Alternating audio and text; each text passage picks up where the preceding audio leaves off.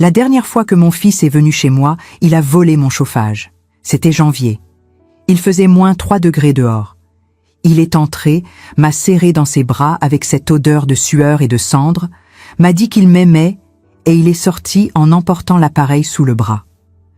Je suis restée assise sur le canapé, tremblante, enroulée dans 2 vieilles couvertures, regardant la marque rectangulaire de poussière sur le sol où le chauffage se trouvait habituellement.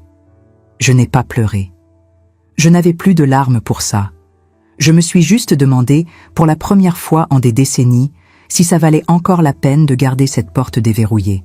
Je m'appelle Bérangère Lormier. J'ai 68 ans et j'habite à Saint-Aubran, une ville si petite que vous n'en avez jamais entendu parler, mais où tout le monde connaît l'histoire de tout le monde. Je vis seule dans un appartement au-dessus d'une boulangerie qui a fermé il y a 7 ans. L'odeur du pain fraîchement cuit vit encore dans les murs, comme un fantôme réconfortant du passé. Mon fils unique s'appelle Émeric. Il a 42 ans. Et il me tue petit à petit, sans avoir besoin de poser un doigt sur moi. Tout a commencé d'une manière si simple que je n'ai même pas remarqué quand sa vie a commencé à s'effondrer. Émeric a toujours été sensible, différent des autres garçons. Quand son père est mort, il n'avait que 9 ans. C'était un accident de voiture sur une route mouillée entre ici et Valroux-les-Bois. Du jour au lendemain, nous ne sommes plus que tous les deux contre le monde. Je travaillais en double poste dans une conserverie et je nettoyais des bureaux la nuit pour payer les factures. Émeric a grandi en voyant sa mère partir avant le lever du soleil et revenir quand la lune était déjà haute. Il ne s'est jamais plaint. Il n'a jamais rien demandé. C'était un garçon tranquille, au regard profond, qui passait des heures à dessiner seul dans sa chambre. Je pensais que je m'en sortais. Je pensais que mon amour suffisait. Je pensais que tant qu'il y avait de la nourriture sur la table et un toit au-dessus de nos têtes, tout irait bien. Je me trompais. La première fois que j'ai remarqué quelque chose d'étrange, c'est quand Émeric avait 23 ans. Il avait trouvé un emploi dans un garage mécanique à Montferrat-du-Lac, la ville voisine. Il semblait aller bien. Mais il a commencé à rentrer de plus en plus tard. Ses yeux ont changé. Ils sont devenus vitreux, distants, comme s'il regardait quelque chose que lui seul pouvait voir. Je lui demandais si tout allait bien, et il répondait avec un sourire fatigué qui n'atteignait pas ses yeux. Il disait que c'était juste la fatigue du travail. Je voulais le croire. Les mères veulent toujours croire. Ensuite sont venues les demandes d'argent, petites au début, 20 € ici, 50 là, toujours avec une excuse raisonnable. La voiture est tombée en panne. Je dois payer une dette pour un ami. J'ai oublié mon portefeuille au travail. Je donnais toujours. Parce que c'était mon fils. Parce qu'il était tout ce qui me restait dans ce monde. Parce que l'amour d'une mère ne sait pas dire non quand elle voit son propre sang demander de l'aide. Mais les demandes sont devenues de plus en plus importantes. Et les excuses, de plus en plus faibles. Jusqu'à ce qu'un jour, il arrête simplement d'inventer des excuses. C'était un mardi de novembre. Je m'en souviens parce que c'était l'anniversaire de la mort de son père. J'étais dans la cuisine en train de préparer un gâteau, celui que je faisais chaque année pour honorer sa mémoire. Émeric est entré sans frapper. Ses yeux étaient injectés de sang, ses mains tremblaient. Il est allé droit au but. Il avait besoin de 200 €. Immédiatement. J'ai dit que je n'en avais pas. Il a fouillé mon sac là, devant moi, jetant tout par terre. Portefeuille, mouchoir, médicaments, tout éparpillé sur le sol froid de la cuisine. Il a trouvé 85 €. Il a tout pris. Avant de partir, il m'a regardé avec une expression que je n'oublierai jamais. Ce n'était pas de la colère. C'était du désespoir pur, comme s'il se noyait et que j'étais le seul morceau de bois flottant dans l'océan. Il a dit « Pardon, maman. Je vais te rembourser. Je te le promets. » Je savais qu'il ne le ferait pas, mais j'ai hoché la tête quand même.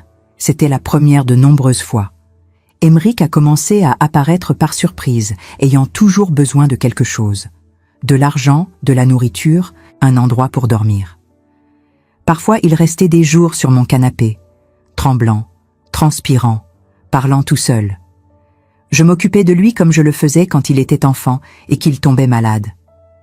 Je mettais des serviettes humides sur son front, je faisais de la soupe, Je tenais sa main pendant qu'il criait des choses insensées au milieu de la nuit. Mes voisins ont commencé à se plaindre du bruit. Madame Margot, qui habite juste en dessous, a frappé à ma porte un matin et a dit que si ça ne s'arrêtait pas, elle appellerait la police. J'ai promis que je m'occuperais du problème. Mais comment s'occupe-t-on d'un problème qui a le visage de son fils? Les choses dans la maison ont commencé à disparaître. D'abord, c'étaient de petits objets. Une montre qui appartenait à mon père. Des boucles d'oreilles en argent que j'avais reçues pour mon mariage. Ensuite, ce furent des choses plus grandes. La télévision, le micro-ondes, même l'alliance que je portais encore, même après tant d'années de veuvage. Un matin, je me suis réveillée et j'ai vu la marque claire sur mon doigt, où elle se trouvait habituellement. Emeric était entré à l'aube, pendant que je dormais, et l'avait retiré de ma main. Je n'ai même pas pu ressentir de la colère, juste une tristesse si profonde qu'elle semblait sans fond. Vous êtes-vous déjà demandé jusqu'où va l'amour d'une mère? Je me posais cette question chaque nuit, allongée dans mon lit, regardant le plafond fissuré de ma chambre. Y a-t-il une limite?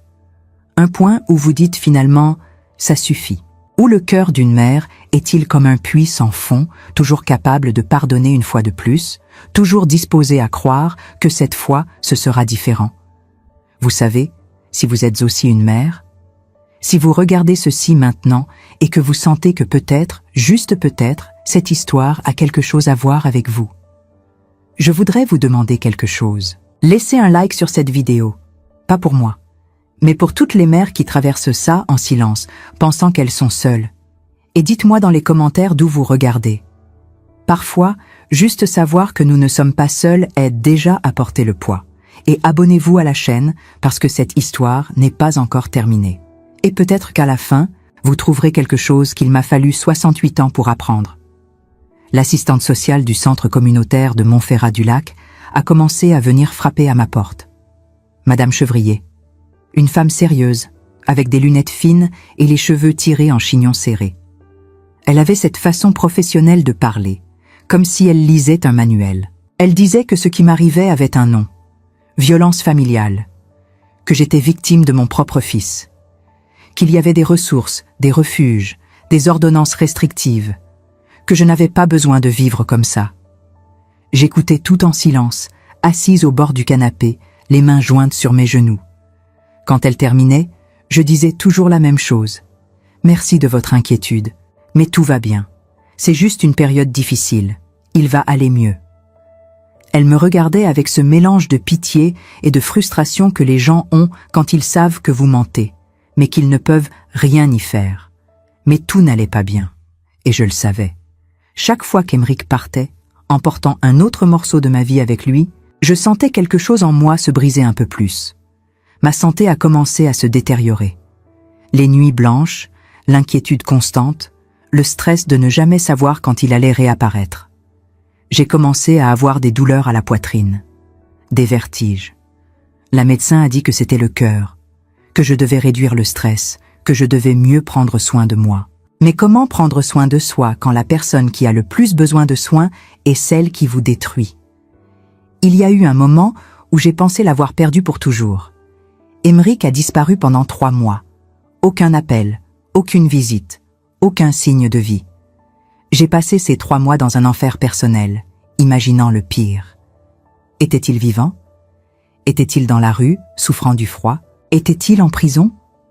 Ou pire? J'ai appelé les hôpitaux, les commissariats, les refuges. Rien. Jusqu'à ce qu'un matin de mars, à 6 heures, j'entende des coups faibles à la porte. C'était plus gratté que frappé. J'ai ouvert, et il était là, méconnaissable. Il avait tellement perdu de poids que les os de son visage ressortaient comme des lames. Les yeux enfoncés, la peau jaunâtre, les lèvres gercées. Il pouvait à peine tenir debout. Il s'est effondré dans mes bras là, dans le couloir. Et moi, comme toujours, je l'ai porté à l'intérieur.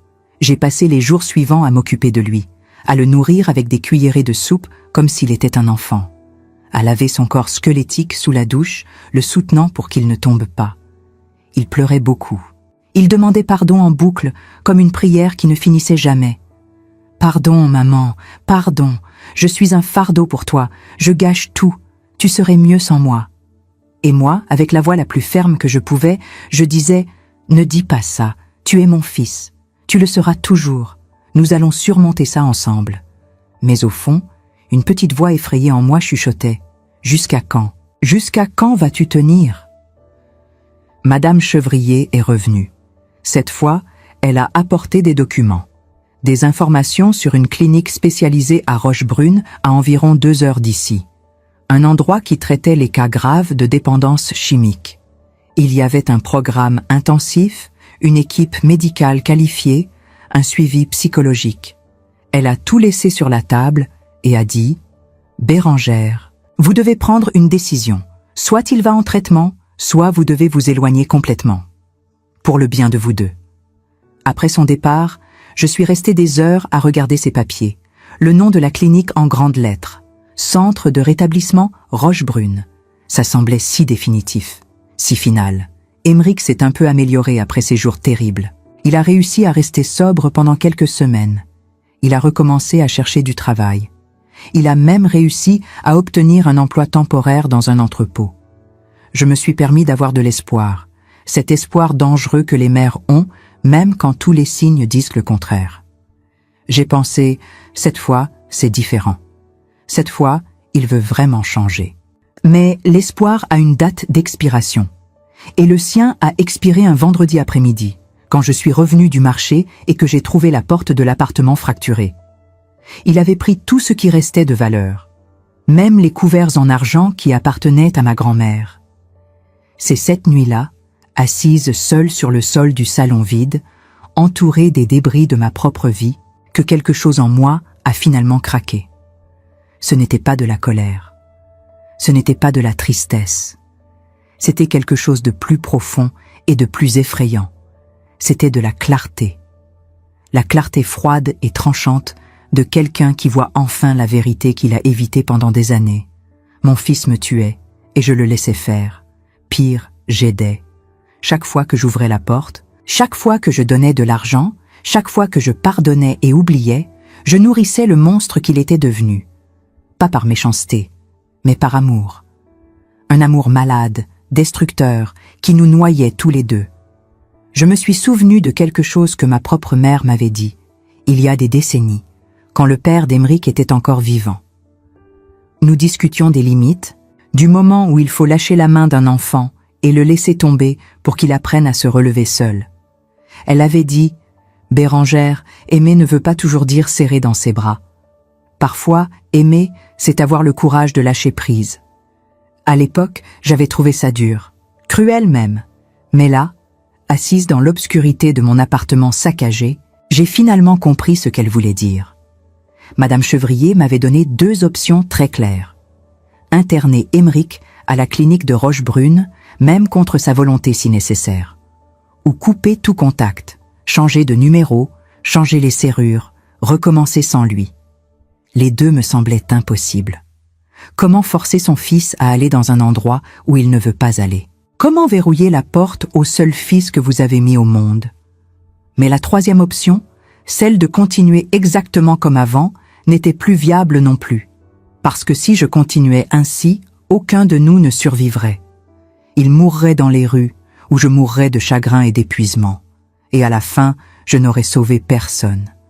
J'ai passé toute la nuit éveillée, assise à la table de la cuisine avec une tasse de thé froid dans les mains. La lune entrait par la fenêtre et dessinait de longues ombres sur les murs écaillés. J'ai pensé à toutes les fois où j'avais tenu Aymeric dans mes bras quand il était bébé, promettant de le protéger de tout. J'ai pensé à son premier jour d'école, quand il avait pleuré et s'était accroché à ma jambe, ne voulant pas me laisser partir. J'ai pensé à tous les anniversaires, toutes les nuits de fièvre, tous les jeux dans le parc. Où ai-je fait une erreur? À quel moment exact le garçon doux que je connaissais s'est-il transformé en cet étranger désespéré qui envahissait ma maison? Ou était-il toujours là, caché, attendant le bon déclencheur pour apparaître? Le matin, quand le soleil a commencé à se lever sur les toits de Saint-Aubran, je savais ce que je devais faire.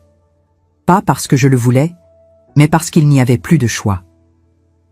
J'ai pris le téléphone et j'ai appelé Madame Chevrier. Ma voix est sortie ferme, sans tremblement. Je lui ai dit que je voulais interner Aymeric, que j'avais besoin d'aide pour que ça se réalise, que j'étais prête à prendre la décision la plus difficile de ma vie. Elle est restée silencieuse un moment, puis elle a dit avec une gentillesse qui a failli me faire craquer « Vous faites la bonne chose, Bérangère. Je sais que ça ne semble pas comme ça maintenant, mais c'est le cas. » Mais comment dire à son fils qu'on va l'envoyer au loin? Comment le regarder dans les yeux et lui dire que l'amour, cette fois, va devoir faire mal? Je savais que quand Aymeric reviendrait, et il revenait toujours, je devrais faire quelque chose que je n'avais jamais imaginé être capable de faire. Je devrais choisir entre le sauver contre sa volonté ou me sauver en lui fermant la porte au nez. Et pour la première fois en 68 ans, je n'étais pas sûre d'avoir assez de courage pour faire l'une ou l'autre de ces deux choses. 3 jours plus tard, Aymeric est revenu. C'était un mardi matin, vers 10 heures. J'étais en train de plier du linge dans ma chambre quand j'ai entendu la clé tourner dans la serrure. Mon cœur s'est arrêté. Il avait encore un double que j'ignorais. Il est entré comme s'il était chez lui, comme toujours, avec ce mélange de culpabilité et d'arrogance que j'avais appris à reconnaître. Ses cheveux étaient en gras, ses vêtements froissés. Il sentait la cigarette et quelque chose d'aigre que je ne voulais pas identifier. Il m'a regardé avec ce sourire fatigué qu'il utilisait quand il voulait quelque chose. « Salut maman, tu vas bien ?» Je n'ai pas répondu tout de suite. Je me suis juste tenue là, debout au milieu du salon, tenant une serviette à moitié pliée contre ma poitrine comme un bouclier. Je l'ai regardé, vraiment regardé, pour la première fois depuis longtemps. Et j'ai vu, non pas mon fils, mais un étranger portant son visage. Un homme de 42 ans qui ressemblait à 60. Un homme que j'aimais plus que ma propre vie, mais que je ne reconnaissais plus. Il a dû sentir quelque chose de différent dans mon silence parce que son sourire a vacillé. « Maman, qu'est-ce qui ne va pas ?»« Assieds-toi, Aymeric. » Ma voix était calme, trop calme. Il a hésité, puis s'est assis sur le bord du canapé, les mains entre les genoux, comme un enfant convoqué chez le directeur. Je me suis assise en face de lui, dans le vieux fauteuil où son père avait l'habitude de lire le journal le dimanche matin. Pendant un long moment, nous nous sommes juste regardés. Le silence entre nous était lourd, chargé de toutes les choses que nous n'avions jamais dites, de toutes les vérités que nous avions évitées pendant des années. « Je sais ce que tu vas dire. » Il a commencé à parler vite, les mots se bousculant. « Je sais que j'ai merdé. Je sais que je t'ai déçu, mais cette fois c'est différent, je te jure. J'ai trouvé un boulot. Enfin, presque. J'ai un entretien la semaine prochaine. Un vrai boulot, maman. Dans la construction. Ils embauchent, et le gars m'a dit que j'avais de bonnes chances, et je vais rembourser tout ce que je te dois, chaque centime, je te le promets. » Les promesses. Toujours les promesses. J'en avais entendu tellement au fil des ans qu'elles n'avaient plus de poids, plus de substance. C'étaient juste des mots qui flottèrent dans l'air et s'évaporaient avant même d'atterrir. Mais cette fois, je ne l'ai pas interrompu. Je l'ai laissé parler jusqu'à ce qu'il n'ait plus rien à dire. Jusqu'à ce que le silence revienne s'installer entre nous comme un invité indésirable. J'ai pris rendez-vous pour toi. Mes mots sont tombés comme des pierres dans l'eau calme. Au centre de rétablissement Rochebrune, ils ont une place pour toi. Le programme commence lundi prochain. Son visage s'est transformé. La culpabilité a disparu, remplacée par quelque chose de plus dur, de la méfiance, de la colère. « Quoi ? De quoi tu parles ? Je ne vais nulle part. Je t'ai dit que j'ai trouvé du boulot. Je vais bien, maman. Je n'ai pas besoin de... » Il a cherché le mot, puis l'a craché comme un poison. De cure de désintox. « Tu as besoin d'aide, Aymeric. » Ma voix tremblait maintenant. Toute cette fausse calme commençait à se fissurer. Une aide que je ne peux pas te donner. Une aide que personne ici ne peut te donner. Tu es malade. Et tu me tues à petit feu. Il s'est levé brusquement, faisant tomber un coussin du canapé. Je ne suis pas malade. J'ai juste traversé une mauvaise passe, c'est tout. Tout le monde traverse des mauvaises passes. Ça ne veut pas dire que je suis un junkie qu'il faut enfermer. La semaine dernière, tu as volé le chauffage en plein hiver. Les mots sortaient maintenant, crus et directs. Il y a 3 mois, tu as vendu l'argenterie de ta grand-mère. Tu as pris mon alliance pendant que je dormais. Tu fouilles dans mon sac à main comme un voleur dans ma propre maison. Tu arrives ici tremblant, suant, parlant tout seul.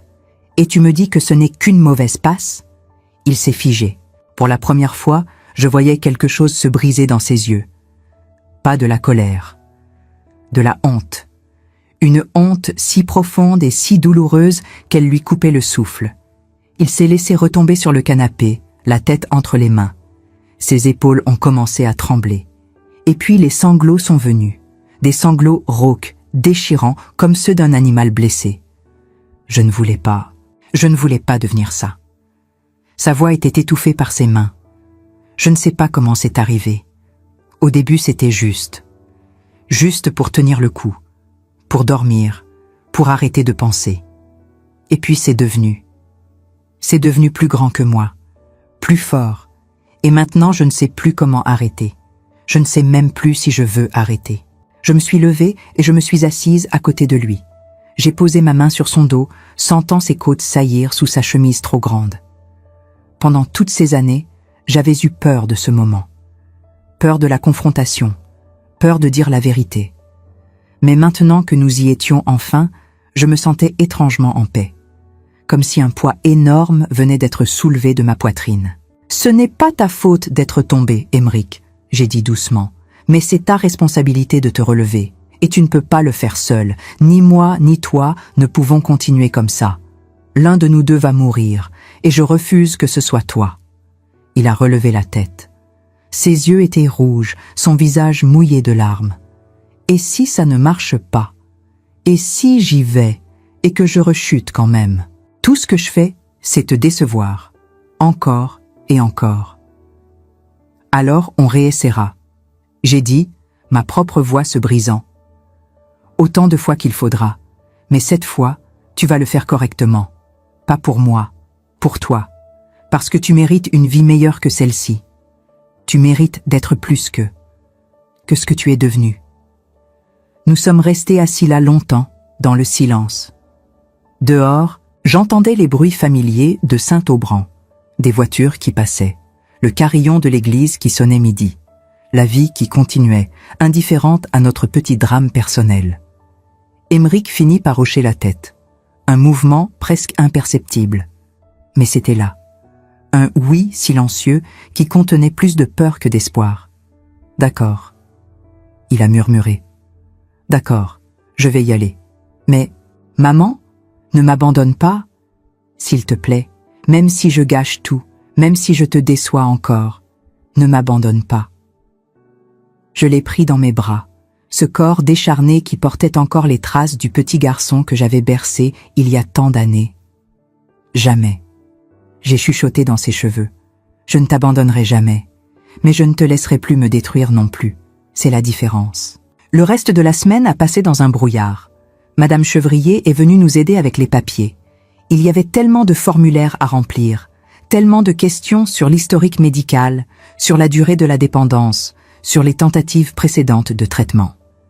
Aymeric répondait mécaniquement, comme un condamné récitant sa confession. Je voyais la peur dans ses yeux grandir chaque jour. La peur de l'inconnu, la peur de l'échec, mais aussi, pour la première fois, une toute petite lueur de quelque chose d'autre. D'espoir peut-être, ou juste de résignation.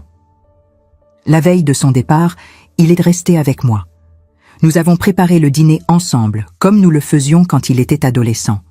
Rien de fancy, juste des pâtes et une sauce tomate simple. Mais c'était le premier repas que nous partagions vraiment depuis des années. Sans tension, sans mensonge. Juste une mère et son fils, assis à une table, mangeant en silence. « Tu te souviens quand papa t'emmenait pêcher à Valroux ?» j'ai dit soudainement. Aymeric a levé les yeux de son assiette, surpris. « Tu devais avoir 7 ou 8 ans. Tu rentrais toujours bredouille, mais tellement content. » Un petit sourire a touché ses lèvres, le premier vrai sourire que je voyais depuis longtemps. Il me laissait tenir la canne, mais c'était lui qui attrapait les poissons.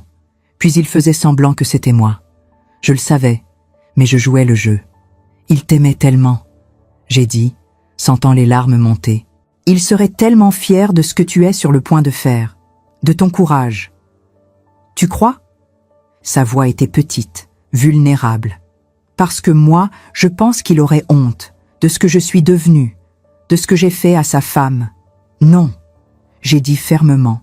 Il serait fier que tu te battes, que tu ne baisses pas les bras. C'est ça le courage, Aymeric. Ce n'est pas de ne jamais tomber. C'est de se relever, même quand tout ton corps te dit de rester à terre. Cette nuit-là, je l'ai entendu pleurer dans sa chambre. J'ai voulu aller le voir, le réconforter comme je l'avais fait tant de fois. Mais quelque chose m'a retenu. Il avait besoin de vivre cette douleur, de la sentir pleinement. Parce que c'est seulement en touchant le fond qu'on trouve la force de remonter. Le lendemain matin, Madame Chevrier est venue nous chercher. Aymeric avait un petit sac avec quelques vêtements. C'était tout ce qu'il possédait au monde. Nous sommes montés dans sa voiture et j'ai regardé Saint-Aubran s'éloigner par la fenêtre arrière. La petite ville où j'avais passé toute ma vie. La petite ville qui connaissait tous mes secrets, toutes mes hontes. Le trajet jusqu'à Rochebrune a duré 2 heures. Personne ne parlait. La radio jouait de la musique classique en sourdine. Aymeric regardait par la fenêtre, ses mains serrées sur ses genoux. De temps en temps, je tendais la main et je prenais la sienne. Il la serrait fort, comme un enfant qui a peur du noir. Quand nous sommes arrivés au centre, mon cœur s'est serré. C'était un grand bâtiment blanc, moderne, avec des jardins bien entretenus. Ça ressemblait plus à un hôtel qu'à un centre de désintoxication. Mais je savais ce qui se passait derrière ces murs blancs. La douleur, le sevrage, la confrontation avec les démons, tout ce qu'Aymeric allait devoir traverser. Une femme en blouse blanche nous a accueillis. Elle était gentille, professionnelle. Elle a expliqué le programme. 6 mois minimum. Pas de visite les 3 premières semaines.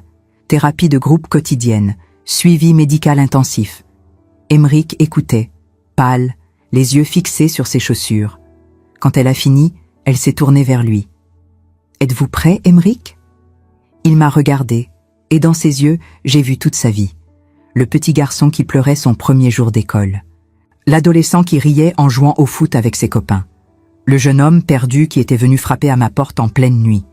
Et l'homme brisé qu'il était maintenant, au bord du gouffre, essayant de trouver le courage de sauter. « Oui, » il a dit finalement, « je suis prêt. » Je l'ai serré dans mes bras une dernière fois. Fort, comme si je pouvais lui transmettre toute ma force, tout mon amour, juste par cette étreinte.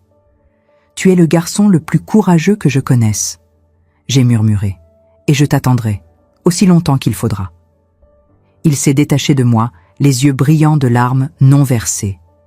Puis, il a suivi l'infirmière vers les doubles portes qui menaient à l'intérieur du bâtiment. Juste avant de disparaître, il s'est retourné une dernière fois. Il a levé la main, un petit geste d'au revoir, ou peut-être d'espoir. Et puis il était parti. Les portes se sont refermées. Et je me suis retrouvée debout dans le parking, tremblante, vide, me demandant si j'avais fait la bonne chose, si c'était vraiment de l'amour, ou si j'avais juste abandonné mon fils au moment où il avait le plus besoin de moi. Les 3 premières semaines ont été les plus longues de ma vie, plus longues que les 9 mois de grossesse, plus longues que l'année après la mort de mon mari. C'était un silence qui pesait, un silence qui criait. Chaque matin, je me réveillais et mon premier réflexe était de regarder vers la porte, m'attendant presque à voir Aymeric entrer. Mais la porte restait fermée, et le silence restait. Saint-Aubran me semblait différent sans lui, plus petit, plus étouffant. Les rues familières que j'avais parcourues pendant des décennies semblaient soudain étrangères, comme si la ville elle-même avait changé en son absence. Les gens me regardaient avec une pitié mal dissimulée quand je passais devant eux au marché. Tout le monde savait. C'est comme ça dans les petites villes. Les secrets se propagent plus vite que les virus. Madame Dubois, de l'épicerie, a osé me demander directement. « Alors, votre fils est parti ?» J'ai juste hoché la tête et j'ai continué mes courses. Je n'avais pas l'énergie pour les explications, ni pour supporter les regards de jugement qui se cachaient derrière les masques de préoccupation bien intentionnés. Le silence dans mon appartement était presque insupportable. Les bruits qui m'avaient terrorisé pendant des années, les pas lourds dans le couloir, le bruit de la clé dans la serrure au milieu de la nuit, les fouilles désespérées dans mes affaires, Tous ces sons qui m'avaient volé le sommeil me manquaient maintenant d'une manière tordue et paradoxale. Parce que au moins, ils signifiaient qu'il était vivant, qu'il était quelque part. Maintenant, je n'avais rien. Juste le tic-tac de l'horloge de la cuisine et le craquement occasionnel des vieux planchers. Madame Chevrier m'appelait régulièrement pour prendre de mes nouvelles. Sa voix au téléphone était devenue un lien précieux avec le monde extérieur. Une bouée de sauvetage dans l'océan de solitude qui m'engloutissait. Elle m'a expliqué que le centre ne me contacterait pas pendant les 3 premières semaines, sauf urgence. C'était la période la plus critique. Le sevrage, la détoxification. Émeric traversait l'enfer, et je ne pouvais rien faire d'autre qu'attendre de l'autre côté, en espérant qu'il en sortirait vivant. Chaque fois que le téléphone sonnait, mon cœur s'arrêtait, craignant d'entendre la nouvelle que je redoutais le plus. J'ai essayé de m'occuper. J'ai nettoyé l'appartement de fond en comble. J'ai récuré chaque recoin, chaque surface, comme si en effaçant la saleté physique, je pouvais aussi effacer la douleur émotionnelle. J'ai jeté des choses qu'Émeric avait laissées derrière lui. Des vêtements troués qui sentaient encore son odeur. Des papiers froissés couverts de gribouillis incompréhensibles. Des traces d'une vie qu'il essayait de laisser derrière. Mais à chaque objet que je jetais, je sentais comme si je jetais un petit morceau de lui. Et ça faisait mal. Plus que je ne l'aurais cru possible. J'ai trouvé un vieux dessin qu'il avait fait quand il avait 7 ans. Un portrait maladroit de notre petite famille, lui, moi et son père. Tous souriants sous un soleil jaune. Je l'ai tenu dans mes mains pendant 1 heure, les larmes coulant silencieusement sur mes joues, incapable de le jeter. Les nuits étaient pires, tellement pires. Je restais éveillé pendant des heures, fixant le plafond fissuré, imaginant ce qu'il traversait. Est-ce qu'il dormait? Est-ce qu'il mangeait? Est-ce qu'il pensait à moi? Est-ce qu'il me détestait pour l'avoir envoyé là-bas? Ou est-ce qu'il comprenait enfin que c'était le seul moyen de le sauver? Les questions tournaient dans ma tête, comme un carrousel sans fin, me rendant presque folle. Parfois, vers 3 ou 4 heures du matin, je me levais et j'allais m'asseoir près de la fenêtre, regardant les rues désertes de Saint-Aubran, me demandant si quelque part, dans cette clinique à Rochebrune, mon fils regardait aussi par une fenêtre, pensant à moi. Les repas sont devenus une corvée. Cuisiner pour une seule personne après tant d'années à s'inquiéter de nourrir 2 personnes semblait absurde. Je me contentais souvent d'une tranche de pain et d'un bout de fromage, mangeant debout à la cuisine, trop fatigué pour même mettre la table. Mon appétit avait disparu avec lui. La nourriture n'avait plus de goût. Tout était fade, gris, vide. Au bout de 10 jours, j'ai reçu un coup de fil du centre. Mon cœur a bondi dans ma poitrine, frappant contre mes côtes comme un oiseau en cage. Quelque chose était arrivé, quelque chose de terrible. Ma main tremblait tellement que j'ai failli laisser tomber le téléphone. Mais la voix au bout du fil était calme, rassurante. C'était juste une mise à jour de routine. Émeric allait bien. Enfin, aussi bien qu'on pouvait aller dans sa situation. Il avait traversé le pire du sevrage physique. Les tremblements s'étaient atténués. Les hallucinations avaient cessé. Il dormait mieux maintenant. Maintenant commençait le vrai travail. Le travail mental, émotionnel. Celui qui prenait des mois, voire des années. Il demande après vous. La psychologue m'a dit, et j'ai senti mes genoux faiblir. Presque tous les jours. Il veut savoir si vous allez bien, si vous lui en voulez. Il a beaucoup de culpabilité, Madame Lormier. C'est normal dans ce processus. Mais c'est aussi un signe positif. Cela signifie qu'il commence à prendre conscience de l'impact de ses actions. Dites-lui. Ma voix s'est brisée. J'ai pris une grande inspiration, essayant de me ressaisir. Dites-lui que je vais bien, et que je ne lui en veux pas, que je ne lui ai jamais voulu, que je l'aime, que je l'aimerai toujours. Peu importe le temps que ça prendra, peu importe ce qu'il a fait, il est mon fils. Rien ne changera jamais ça. Je le lui dirai. Elle a promis avec une douceur qui m'a fait monter les larmes aux yeux. Madame Lormier, vous avez pris la bonne décision. Je sais que ça ne semble pas réel maintenant, mais vous lui avez sauvé la vie. Dans quelques mois, quand vous le reverrez, vous comprendrez. Vous verrez la différence dans ses yeux. Après avoir raccroché, je me suis effondré sur le canapé et j'ai pleuré. Pour la première fois depuis des semaines, j'ai vraiment pleuré. Pas de tristesse, pas de regret, mais de soulagement. un soulagement si intense qu'il m'a vidé complètement. Il était vivant. Il se battait. Et pour le moment, c'était suffisant.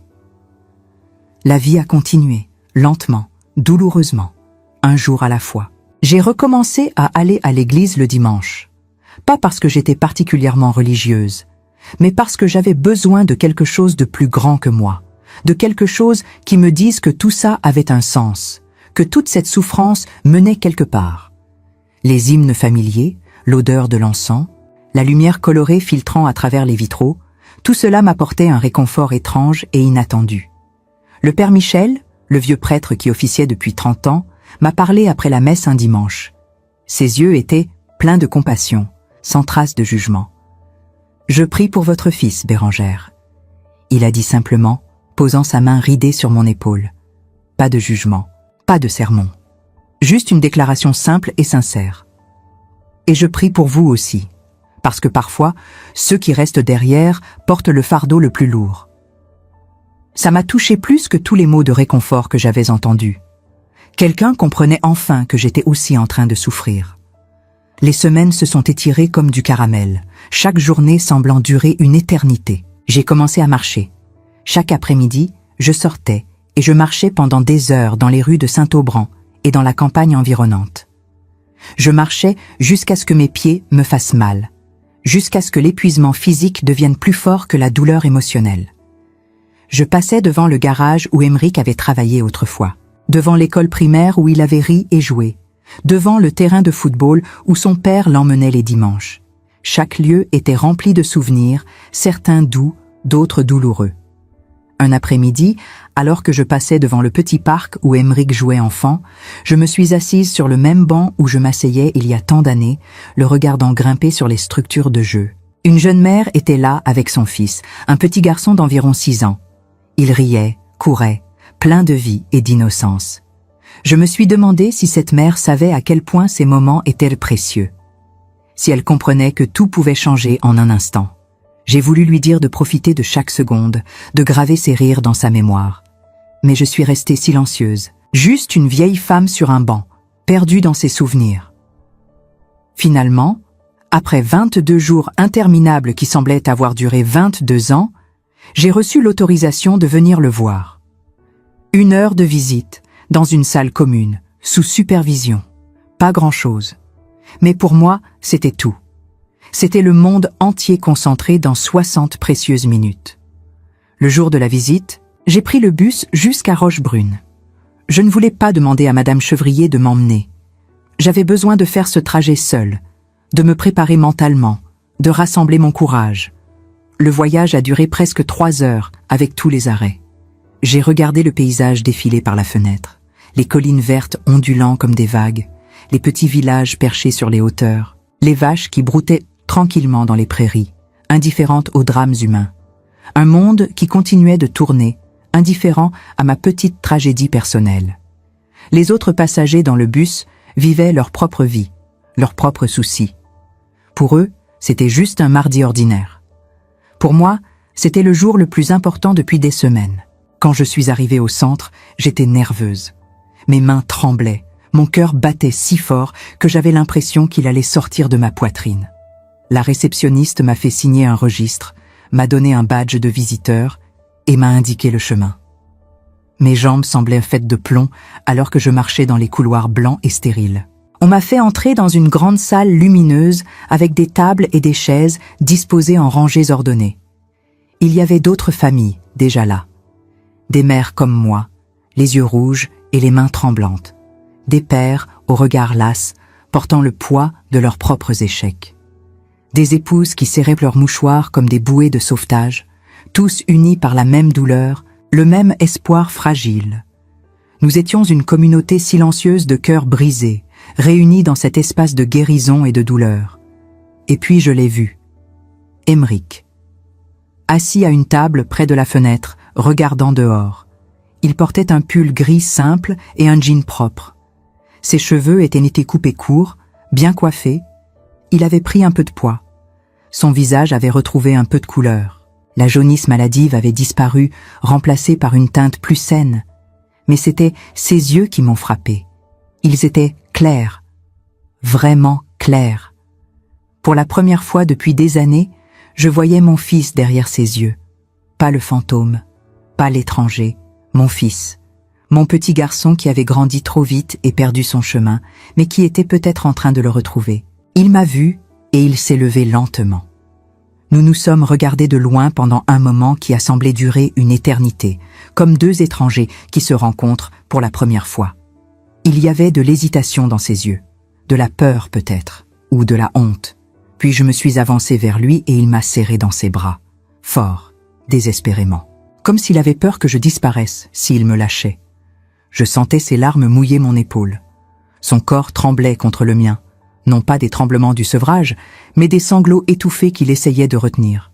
« Maman », c'était tout ce qu'il a dit, mais dans ce mot, il y avait tout, l'excuse, le pardon, l'amour, la peur, l'espoir, le regret, la gratitude. Toutes les émotions qu'il n'avait pas les mots pour exprimer condensées dans ce seul mot, « maman ». Nous nous sommes assis et nous avons parlé, vraiment parlé, pour la première fois depuis des années. Il m'a raconté ce qu'il vivait, les séances de thérapie où il devait affronter toutes les choses qu'il avait faites, tous les mensonges qu'il avait dits, toutes les personnes qu'il avait blessées, comment il devait s'asseoir en cercle avec d'autres personnes comme lui et partager ses histoires les plus sombres, ses secrets les plus honteux. Les nuits où il se réveillait en sueur, son corps réclamant ce qu'il ne pouvait plus avoir, chaque cellule criant pour le soulagement qu'il s'était juré de ne plus jamais chercher. Les moments de doute où il voulait tout abandonner et rentrer à la maison, retourner à ce qui était familier, même si c'était destructeur. Mais il m'a aussi parlé des petites victoires. Le jour où il avait réussi à passer une nuit entière sans cauchemar. La première fois qu'il avait ri pendant une séance de groupe, un vrai rire qui venait du ventre. Le moment où il avait réalisé qu'il ne voulait plus retourner à sa vie d'avant, qu'il voulait vraiment changer. Pas pour moi, pas pour satisfaire les thérapeutes, mais pour lui-même, parce qu'il avait enfin compris qu'il méritait mieux. Je ne sais pas si je vais y arriver, maman. Il a admis, sa voix tremblante mais plus forte qu'avant. La route est si longue, et parfois, j'ai tellement peur de rechuter, de redevenir ce que j'étais. Mais pour la première fois depuis longtemps, j'ai envie d'essayer, vraiment essayer. Pas juste promettre et puis échouer, mais vraiment me battre pour ça. C'est tout ce que je demande. J'ai répondu, tenant ses mains dans les miennes. Ses mains qui avaient tant pris, tant volé, mais qui tremblaient maintenant avec une vulnérabilité nouvelle. Essaie, un jour à la fois, 1 heure à la fois s'il le faut. Et je serai là, toujours. Peu importe combien de fois tu tombes, je serai là pour te rappeler que tu peux te relever. L'heure est passée trop vite, beaucoup trop vite. Les 60 minutes que j'avais tant attendues se sont évaporées comme de la rosée au soleil. Quand l'infirmière a annoncé que les visites étaient terminées, j'ai senti mon cœur se serrer douloureusement. Je ne voulais pas le laisser. Pas encore, pas si tôt. Mais je n'avais pas le choix. Aymeric s'est levé et je me suis levée aussi. Nous nous sommes enlacés une dernière fois, plus longtemps cette fois, ignorant les regards des autres familles qui commençaient à partir. Je suis fière de toi. J'ai murmuré dans son oreille, ma voix brisée par l'émotion. Plus que tu ne le sauras jamais. Tu es l'homme le plus courageux que je connaisse. Reviens me voir, il a dit, et j'ai entendu la supplication dans sa voix. S'il te plaît, j'en ai besoin. J'ai besoin de savoir que tu es toujours là, que tu ne m'as pas abandonné. Chaque semaine, j'ai promis fermement, le regardant droit dans les yeux. Chaque semaine, jusqu'à ce que tu rentres à la maison. Et même après. Je serai toujours là, Aymeric. Toujours. Le trajet de retour a été différent, plus léger. Le bus qui m'avait semblé si lent à l'aller semblait maintenant glisser sur la route. Pour la première fois depuis des mois, j'ai senti quelque chose que j'avais presque oublié. L'espoir. Pas un espoir naïf et fragile comme avant. Pas une illusion que je me construisais pour supporter la douleur. Mais un espoir solide, construit sur quelque chose de réel. Mon fils se battait, vraiment. Et cette fois, il n'était pas seul. Il avait des professionnels qui le soutenaient. Il avait un programme structuré. Il avait des outils. Et il m'avait moi, attendant de l'autre côté, prête à l'accueillir quand il serait prêt à revenir. Les semaines suivantes se sont transformées en routine. Une routine précieuse qui donnait structure à mes journées autrement vides.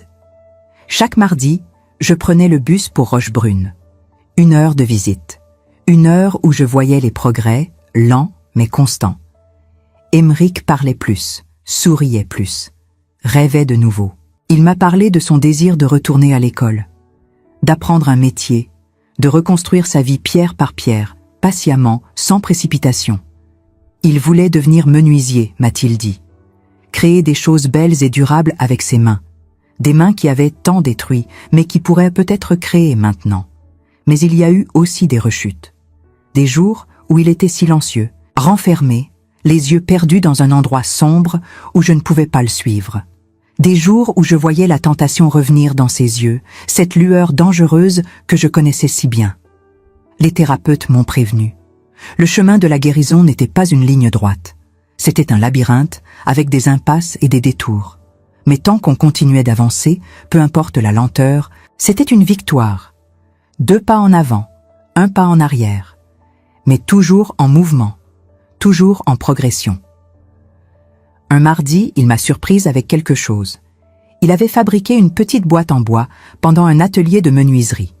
C'était simple, un peu maladroit, avec des coins pas tout à fait droits et une charnière qui grinçait légèrement. Mais il l'avait fait de ses propres mains. Chaque coup de marteau, chaque ponçage, chaque application de vernis. « Pour toi », il a dit timidement, poussant la boîte vers moi sur la table. « Pour que tu y mettes tes bijoux, ou ce que tu veux. Je sais que c'est pas grand-chose, mais... » « C'est parfait », j'ai dit, mes yeux se remplissant de larmes que je ne pouvais pas retenir. Je tenais la petite boîte comme si c'était le trésor le plus précieux du monde. « C'est la plus belle chose que j'ai jamais reçue, parce que tu l'as faite. Toi, mes mains qui ont créé ça au lieu de détruire. » Et c'était vrai, parce que ce n'était pas juste une boîte. C'était une promesse.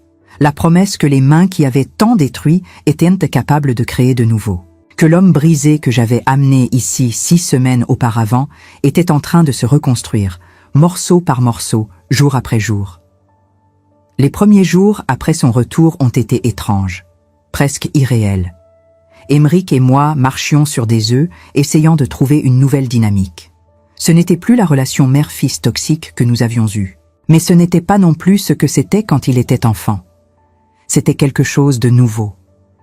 Quelque chose que nous devions construire ensemble, jour après jour. Il s'est levé tôt le premier matin, avant même que je ne me réveille. Quand je suis sortie de ma chambre, je l'ai trouvé dans la cuisine, en train de préparer du café. L'odeur a rempli l'appartement, une odeur que je n'avais pas sentie depuis des années. Il m'a regardée et a souri. Un vrai sourire. « Bonjour maman, j'ai pensé que tu aimerais un café. » C'était un petit geste, insignifiant pour certains, mais pour moi, c'était énorme. C'était la preuve qu'il pensait à quelqu'un d'autre que lui-même, qu'il était capable de donner au lieu de juste prendre. La première semaine a été consacrée à la recherche d'emploi. Aymeric a passé des heures sur l'ordinateur de la bibliothèque municipale, envoyant des CV, remplissant des formulaires. Les rejets sont venus rapidement. Beaucoup d'employeurs étaient méfiants quand ils voyaient le trou de 6 mois dans son parcours professionnel. Et quand il était honnête sur la raison, les portes se fermaient encore plus vite. Je voyais la frustration monter en lui, la colère, l'envie d'abandonner. Mais chaque fois qu'il commençait à sombrer, il se rappelait les outils qu'il avait appris au centre. Il prenait une pause, il respirait profondément. Il appelait son parrain, un ancien du programme qui était resté sobre pendant 8 ans. Et petit à petit, il se reconstruisait. Puis, un jeudi matin, un appel est arrivé. Un petit garage à Montferrat-du-Lac cherchait un assistant mécanicien. Ce n'était pas grand-chose. Pas bien payé, pas prestigieux. Mais c'était un début. Le propriétaire, Monsieur Fontaine, était lui-même un ancien alcoolique. Il comprenait. Il était prêt à donner une chance. Le soir où Aymeric a reçu la nouvelle, il est rentré à la maison avec une lumière dans les yeux que je n'avais pas vue depuis des décennies. « Je commence lundi. » Il a annoncé, sa voix tremblante d'excitation. « C'est juste un essai de 3 mois. Mais si ça marche, si je prouve que je peux le faire, il me gardera. Tu vas le faire. » J'ai dit avec une certitude absolue. Tu vas leur montrer de quoi tu es capable. Et il l'a fait. Les premiers mois ont été difficiles. Aymeric devait se lever à 5 heures du matin pour prendre le bus jusqu'au garage. Il travaillait de longues heures, rentrant le soir couvert de graisse et épuisé. Mais il ne s'est jamais plaint. Au contraire. Chaque soir, il me racontait sa journée. Les petites victoires, les défis surmontés, les compliments de Monsieur Fontaine. À la fin des 3 mois d'essai, Monsieur Fontaine lui a proposé un contrat permanent. Pas seulement ça, il lui a donné une augmentation. « Tu es un bon travailleur, Aymeric », il lui a dit. « Et plus important encore, tu es fiable. C'est rare de nos jours. » Avec son premier vrai salaire, Aymeric a fait quelque chose qui m'a surprise. Il a pris une partie de l'argent et il a acheté un nouveau chauffage pour l'appartement. Le même qu'il avait volé 1 an auparavant. Il l'a installé sans dire un mot, puis il s'est assis à côté de moi sur le canapé.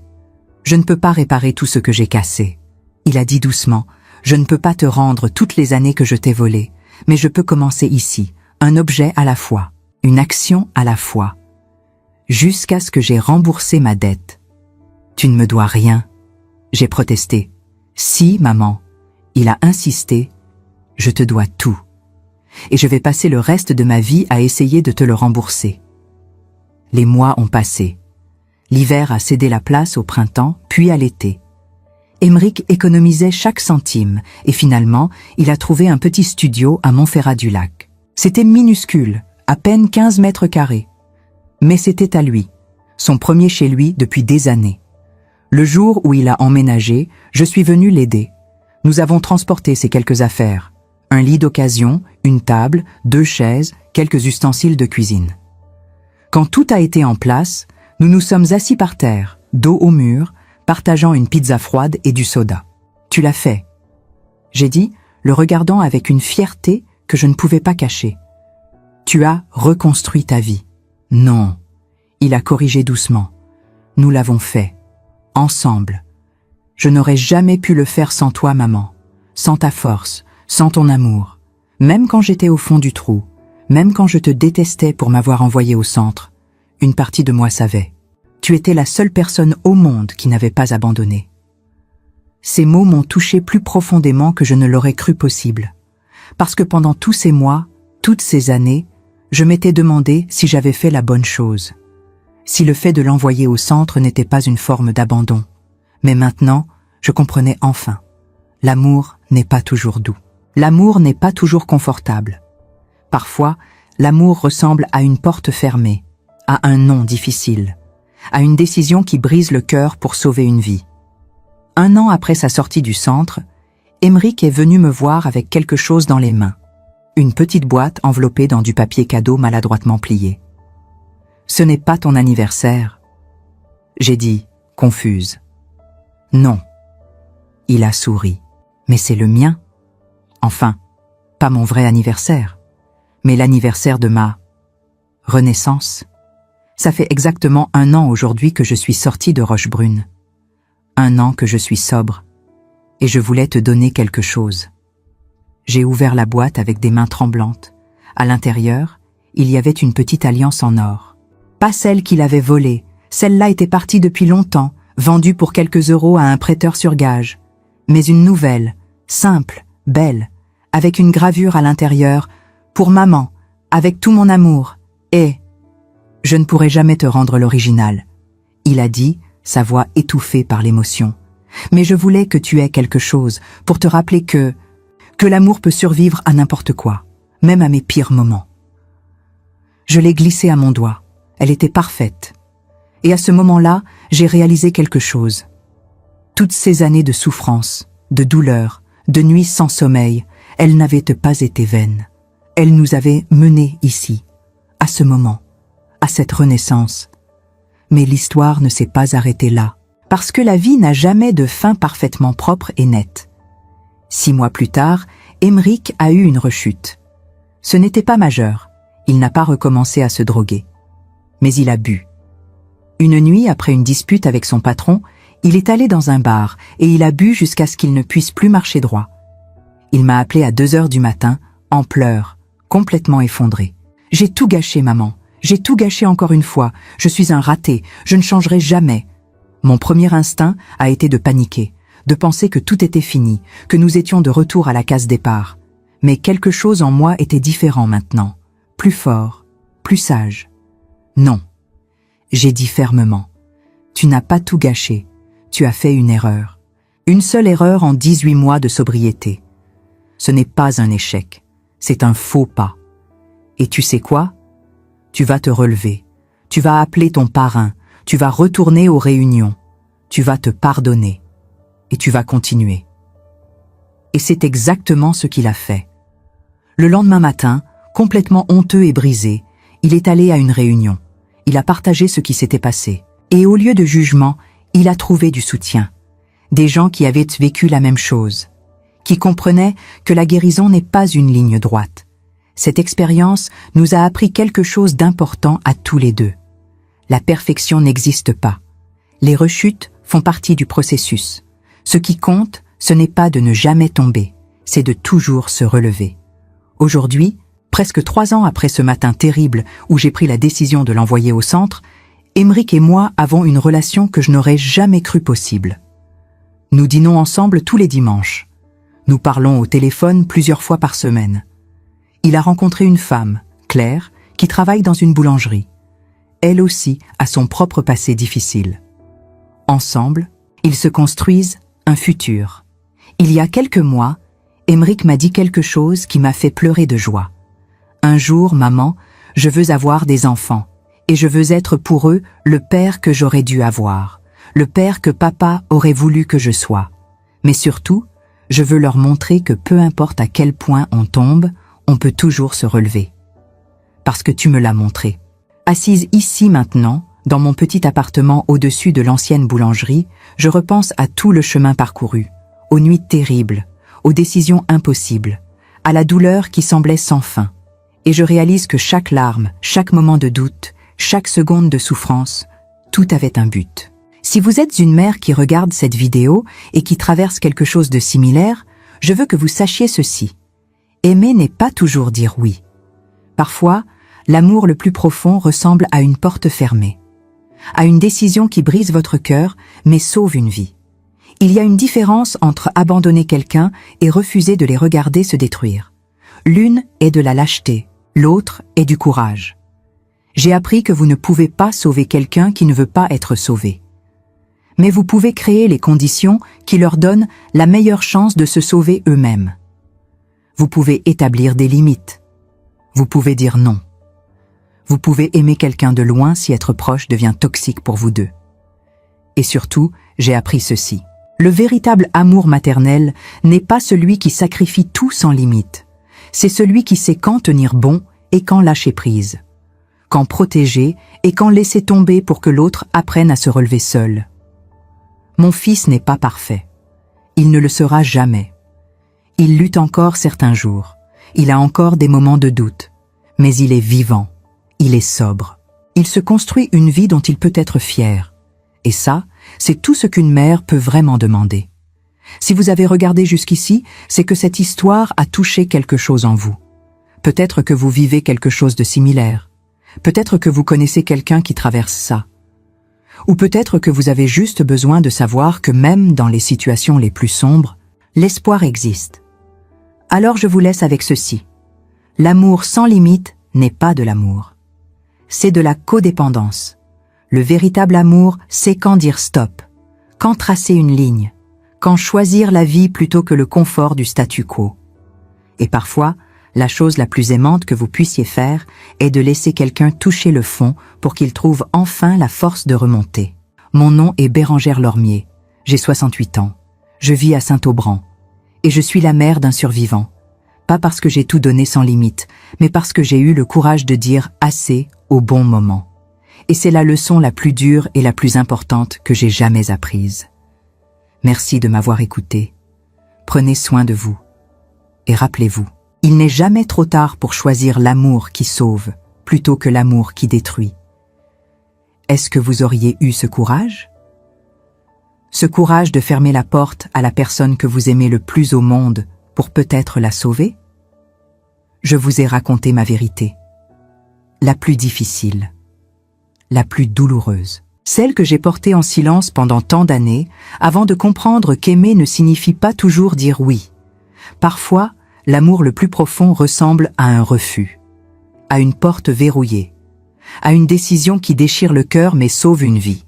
Vous qui m'écoutez maintenant, vous qui avez peut-être vécu quelque chose de semblable, ou vous qui vivez peut-être cette même douleur en ce moment même, je veux que vous sachiez quelque chose d'important. Vous n'êtes pas seul, vous n'êtes pas un mauvais parent, vous n'êtes pas égoïste. Vous êtes quelqu'un qui se bat avec la question la plus difficile qui existe. Jusqu'où va l'amour avant de devenir de la destruction? J'ai appris que protéger quelqu'un ne signifie pas toujours le garder près de soi. Parfois, protéger quelqu'un signifie le laisser partir, le laisser tomber pour qu'il apprenne à se relever, le laisser toucher le fond pour qu'il trouve enfin la force de remonter. C'est la leçon la plus cruelle et la plus vraie que la vie m'ait enseignée. Alors je vous demande maintenant de partager avec moi. Dans les commentaires, dites-moi ce que vous ressentez après avoir entendu cette histoire. Auriez-vous pris la même décision que moi? Avez-vous déjà dû choisir entre votre propre survie et celle de quelqu'un que vous aimez? Votre expérience peut éclairer le chemin de quelqu'un d'autre qui marche dans l'obscurité en ce moment. Dites-moi aussi d'où vous m'écoutez. De quelle ville, de quel pays, de quel petit coin du monde. Parce que savoir que nous sommes des centaines, peut-être des milliers, à partager cette même douleur, cette même question impossible, ça rend le fardeau un peu plus léger à porter.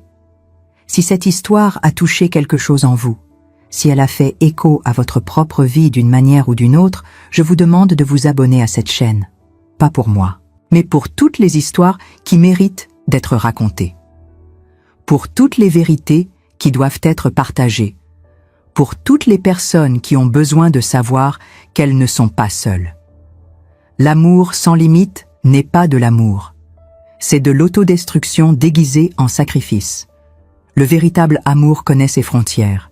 Il sait dire non. Il sait choisir la vie plutôt que le confort du silence. Et parfois, la chose la plus aimante que vous puissiez faire est de laisser quelqu'un affronter les conséquences de ses propres choix. Ma vie m'a appris qu'on ne peut pas sauver quelqu'un qui ne veut pas être sauvé. Mais on peut créer les conditions qui lui donnent la meilleure chance de se sauver lui-même. On peut tracer des lignes. On peut établir des limites.